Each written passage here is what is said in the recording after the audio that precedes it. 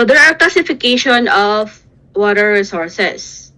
So there are basically the groundwater and the surface water. So of course, when you say groundwater, it is from the ground. You're going to dug and then you're going to have, you reach a level. So you have a level below by which you can have enough source of water. So yung mga wells are what we call as balon. And then it could be dug, bore-driven, wells, rock and sand, earth springs, and filtration galleries. So this kind or source of water are what? They are less what? Two pollutants or more in your mind. Ano siya?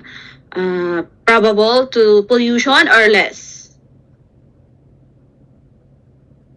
Of course, they are less powerful with pollution because they are located underground. Yan. So that is why well water has a good quality as compared with the surface water. So because the surface water, rainwater, before it will goes into here in the ground level, it will pass through different layer of sand, soils, and so on. Depend on the water or the soil quality. Okay, so next is the surface water. So surface water, of course, are those water that are located in the surface like lake, reservoir, stream, ponds, river, creek, and so on. So they are more,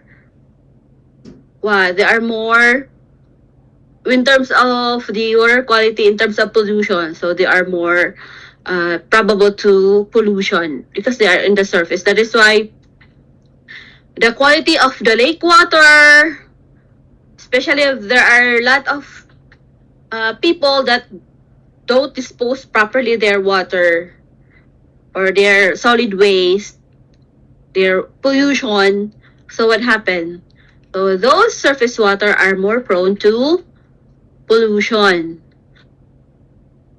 And the quality of their water depends on their watershed, their location.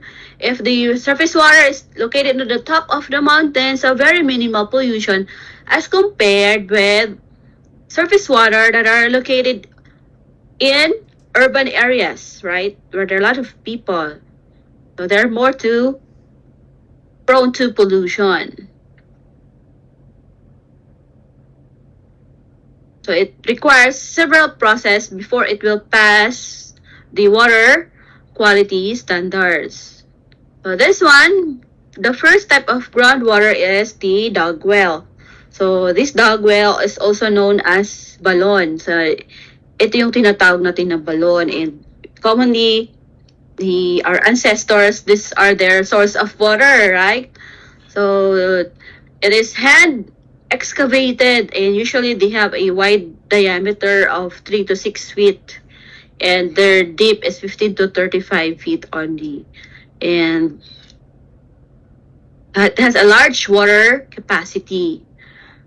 Yes, though this has a wider diameter and not so deep, but years ago there are only few population. So but then, so yeah, because only few people, and with that, as this has become their source of drinking water. So yan, kasi kunti lang yung nag-generate ng pollutants. So kahit na yung balon nila hindi covered, but because of the number of population that generate waste, mas malinis pa din as compared with this generation, with our generations. Okay, the next one is the bored well. So, or this is a machine-driven auger.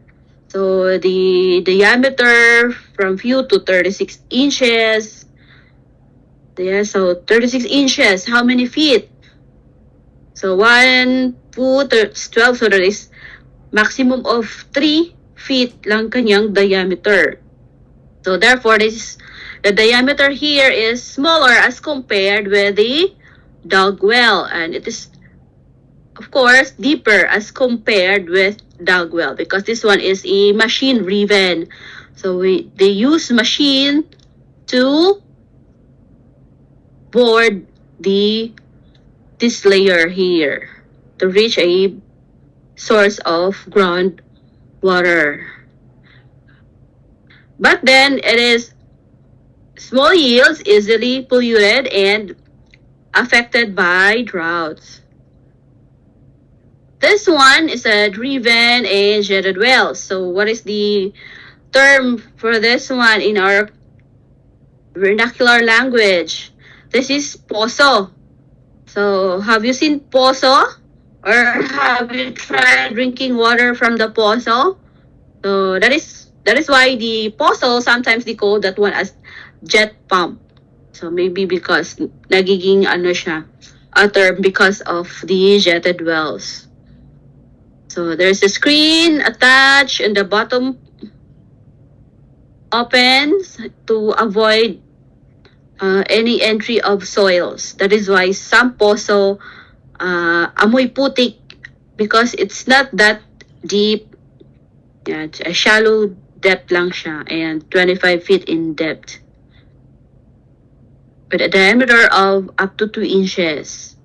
So drilled well, so this among the kind of well, this is the superior. Why? Because like for example, in your water district, so depended no, kasi some water district, their source of water is groundwater, and that is drilled well. So they use drilled well as their source of water. And so among all, this is the superior, and that is not likely or less likely to be contaminated or polluted. And among the wells, this is more dependable sources of water. The other one is springs. So springs, like, have you heard hot springs or have you experienced you go to in Calamba, Laguna, di ba? Punta kayo doon, nag-swimming.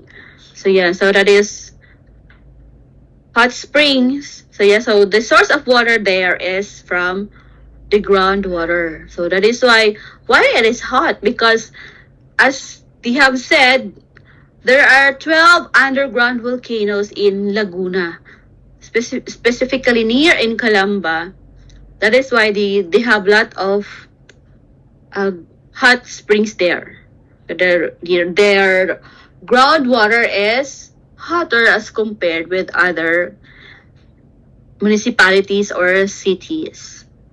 Okay, and this one in the picture is what we call as the infiltration gallery.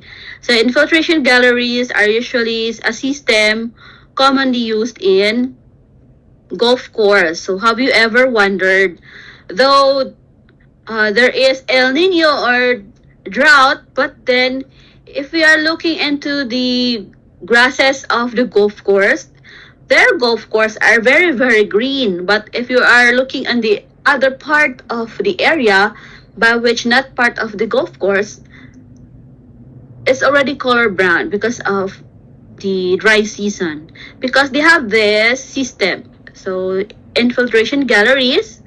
So they have supplied here a water, and then there's a perforated pipe here, down here, and the water will goes down, and there we have there the sprinkler. They have there the sprinkler that water the grasses in the golf course. So that is how their system work in a golf course. So the other one is cistern. So cistern is a tank. It's just a water harvesting tank. So instead the water will run off, so some other houses have their water harvesting tank, and the technical term there is a cistern. So like in museo ng Lasal. So have you been in museo ng Lasal? At the back part of the museo, sinasabi nilang merong balon. But it's not a balon, that is a wrong term. That's a cistern. Kasi that is a water harvester tank. That is not a groundwater well. That is the right in the that is a rainwater harvesting tank at the back of Museo ng Lasal. If you've been there and merong tour guide, nag-explain yung tour guide. So the other source of water is desalting. So this one commonly in Middle East, right? Kasi they are in desert. So yan nasa desert la and very rare lang yung rainfall. Since very rare yung rainfall, so the other source of water is from the seawater. So they treat the seawater commonly by reverse osmosis. They remove the ions in the water, and what they've got is a water for public water supply. Same system with mga mga ships na that travels from around the world or even travel inter-island from here in the Philippines, right? You might wonder how did they get their source of water? So they treat the water from the sea or from the ocean. They remove the salt. That is why called desalting. Salt are removed in the water, in the seawater, for them to have a water for public water supply. Okay.